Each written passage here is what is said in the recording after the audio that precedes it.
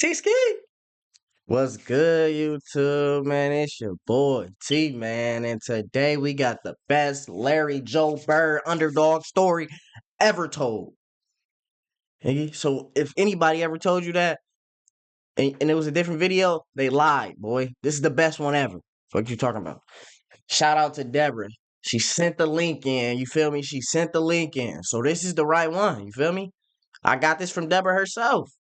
You feel me? It ain't no mess ups. But I want to give a special thanks out to everybody, man. Everybody that subscribed, man. I woke up this morning and I seen 15,000. Shout out, shout out JP. You feel me? For making the algorithm work out. Shout out JP, man. You know what you is. But nah, man, we hit 15,000. I just want to thank everybody. You feel me? Everybody that subscribed, everybody that ever watched the video, dropped a like, came back to another video. I appreciate all y'all. You feel me? Because if y'all didn't do that, I wouldn't do these Larry Bird videos. You feel me?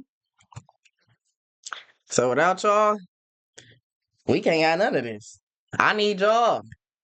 You feel me? So keep showing love, keep showing support. I can't do it without y'all. But nah, man, we finna get straight up into this video. That was just, I had to give y'all flowers. You feel me? That's all y'all. Y'all got 15,000. You feel me? If you subscribe, you a part of the fam. That's how you should feel. You got 15,000 too. We doing this together. You know what I mean? This is a small stepping stone. We gonna keep going up. But let's get straight into this video, man. That's enough talking, man. If you forgot, drop a like, subscribe, turn on post notice. I do videos every day. You feel me? We on day 6 of Larry Bird week. I got one more Larry Bird for y'all tomorrow. And then we got somebody else next week. Who y'all want to do? Y'all let me know. Somebody give me some, you know what I mean? Somebody get down in the comments and say something. But no, we finna jump right into this. I ain't gonna do too much pausing. You know what I mean? Do too much talking because I didn't already yapped your ear off already. You feel me? But let's get it. What if I told you that once upon a time, there was a rivalry in the 80s even bigger than Celtics versus Lakers and even more intense than Celtics versus Pistons? I bet you wouldn't believe me. Nah, I For don't. 3 years in a row, the Eastern Conference Finals was a dogfight between the Boston Celtics and the Philadelphia 76ers. Long before Celtics Lakers, it was Celtics Sixers. One of the most intense rivalries ever, as you see. Oh yeah, Larry ready to throw some haymakers. Larry was fighting everybody on the squad. In terms of two clubs in professional sports and professional team sports really wanting one another and going after one another's throats, this is definitely the ultimate. There's Dr. J trying to hold Bird. Bird retaliates, and Yeah, and look at Jay. No, this is Bird crazy. as he's being held from behind by That's Barkley and Moses crazy, Malone. bro. There's no greater time in basketball that I've ever had other than going out and beating the Damn. 76ers. Matter of fact, can I see that again? And look at Jay Bro, do you see this? trying to hold Bird. Bird retaliates, and there. They is holding cousin. They holding him, and he about to throw a haymaker, bro. This is insane. This is insane. Is this at a home game for Bird too, or no? Cause he got on the white jerseys. I think I see green on the ground. Wow. Oh yeah, say Boston Celtics in it. Yes, bro. Y'all gonna let this happen in the Bird Nest, man? Y'all supposed to the whole stadium supposed to storm the court. Jump everybody, jump the whole Sixers team, whole coaches, everybody getting jumped because y'all touched Larry. You can't touch Larry. You touch Larry, your whole team get touched. yeah, and look at Jay hitting Oh, bro. Bird as he's being held from behind by Barkley and Moses Malone. There's no greater time in basketball that Don't let I've me be ever at that had game. other than going out and They beating know the better. 76ers. And in the 1981 Yeah, they know better. Y'all see, that's what I'm saying. Y'all lucky. I couldn't come to these Larry Bird games. They would have grabbed Larry Bird up like that, boy. I would have had they trainer in a full Nelson. Fuck you talking about? I'm not playing no games with nobody. Everybody on the team getting it, boy. Eastern Conference Finals, they had a battle for the ages in what many experts have called the greatest playoff series of all time. It was the greatest series I've ever played in my opinion, Who's that? maybe the greatest series leading up to a championship that two teams ever had to play. Larry Bird and the Boston Celtics were facing the MVP of the league, Dr. J, and the Philadelphia 76ers. Dr. J was nasty. The best record in the league. And to make matters worse, Boston had not won a single game in Philadelphia in almost 3 years because the 76ers were stacked with a team full of Hall of Famers. Well, start out with the Hall of Famers they had over there. Start out with Dr. J, Bobby Jones. Maurice Cheeks was the starting guard, became a Hall of Famer. Caldwell Jones, the Boston Strangler, Andrew Toney, Daryl Dawkins. Daryl Dawkins was like Shaq, just strong, big, and they were coached well by Billy Cunningham. He was like, that's why they were so tough. Just 1 year earlier, they had, this was all Hall of Famers? God, and baby Shaq? God damn.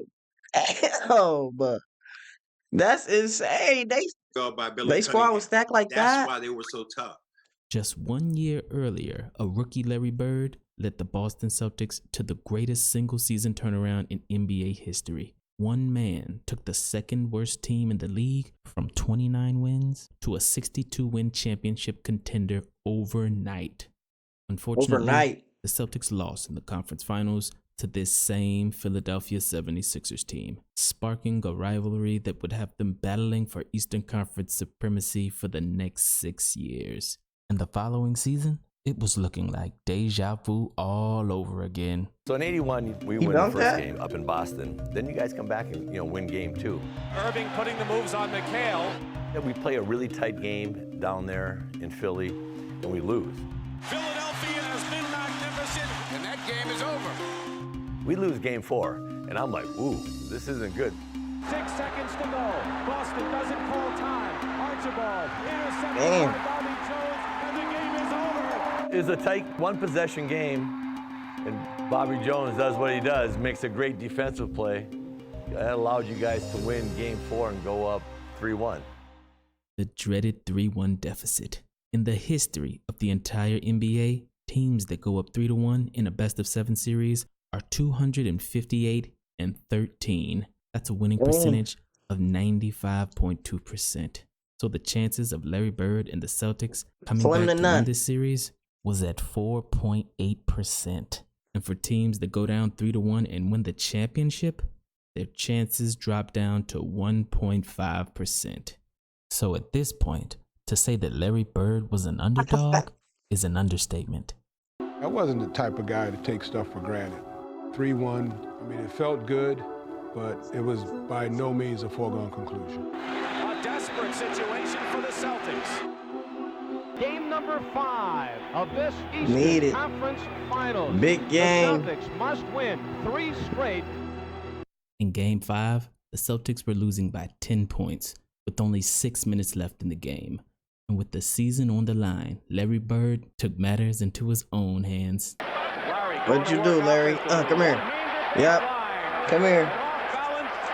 Overdose. Give me the ball. Just give me the ball. Let me work out. Look. Yep. Let me see. Come here. Face easy. You can't guard me. Why your hand not up? I'm straight to it. I'm not losing. I ain't going home. Give me that board. Come on. Let's do it. Let's do it. Give me that board. Big body. What about that? Come on. Come on. Let me get that. Lays. Go lay. Go lay some shit. I could have dunked you, but I spared you. It was cool. Clutch bucket was the last field goal of the game. Some defensive stops and a couple free throws later, the Celtics won Game 5 by only 2 points. All right, here it is. 1 second. Boston up by 2. Philly for Game 6. No, sir. No, sir. Okay. 3-2. 3-2. So what are we doing with that now, Larry? Is it over? You know what I mean? In Boston, why are we celebrating already? You had one to play with, but, coming into Philly, it's like, man, you have to feel good coming home. Coming down to your place, I remember this is it. Game 6, we're going back to Philly. Oh, it doesn't take long to get caught in this rivalry. I think it's one of the best rivalries in sports. You know, you go out there and you compete, and you know, you got to play so well to win. You know, it demands a lot out of you. And when the series is over, I think both teams can look back and say, hey, we gave it our best shot. They know that they haven't won in 10 tries here at the Spectrum in Philadelphia, and that's why they want to go back to Boston, winning this afternoon. We got into a dogfight. Damn, they lost the last 10 games at Philly? Damn, bro. They home court was crazy, wasn't it? Was they just crazy versus Boston, or like they home court was crazy versus everybody? Somebody let me know down in the comments. Back and forth. Back and forth, exactly. Back and forth. If you forgot to drop a like, go ahead. If you're not subscribed, go ahead. You know what I mean? No post notice, go ahead. Celtics trying to break the jinx here at the Spectrum in Philadelphia. They need to do it to force Game 7. By the second half of Game 6, the Celtics were losing by as much as 17 points. But more Larry Bird heroics turned this game into one of the greatest playoff games in NBA history. Because Boston stormed back and were willing to fight anyone that stepped in their way, even if you were just a fan in the crowd. Harris with a turnaround in the lane. Let's lock in. Let's lock in, Boston. They call it a charge. Oh,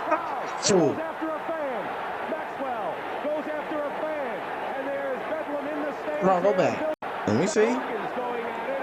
What? He jumped in the crowd. Nigga, what? Shoot.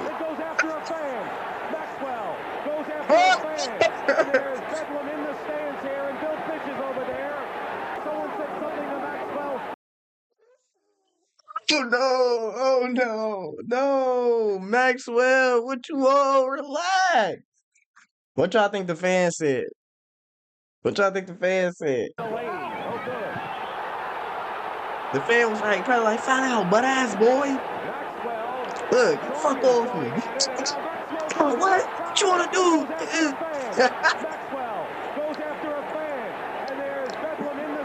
Bro, Maxwell did. Hey, I damn near would have been mad too if I was a Philly fan.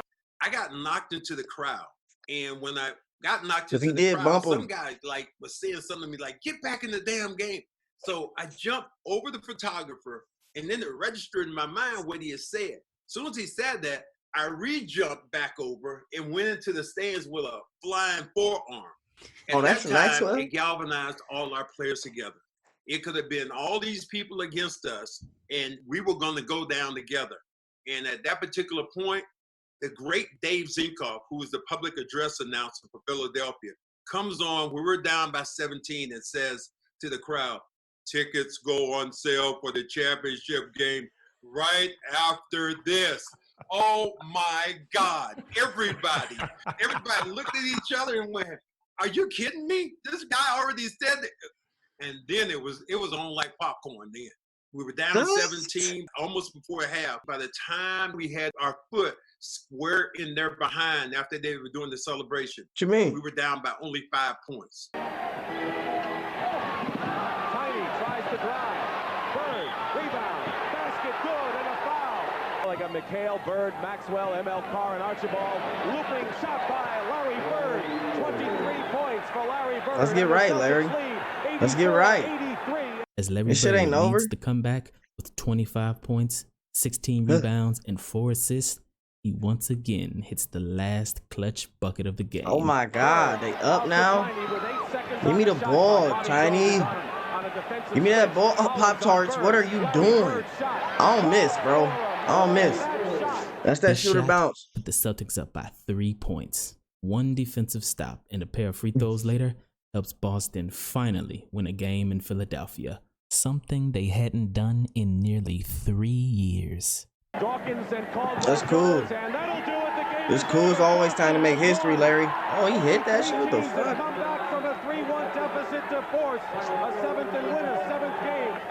Yeah, let's go 7. I know the announcer. Hey, y'all think the announcer, he feel weird? He probably was like, damn. He talking about some ticket sales go on right after this game. Little stupid ass boy. Game 7. Not Not no game 1. Game 7 gonna go on sale. Boy, fuck is you talking about? The Philadelphia 76ers. And after that game, Kevin McHale called what happened next his most favorite moment of his entire career. Kevin McHale, what is your favorite NBA moment? Ooh. I would say 81, Game 6. We were in Philly, and we were down 3-1, and we won Game 5 in Boston to go 3-2.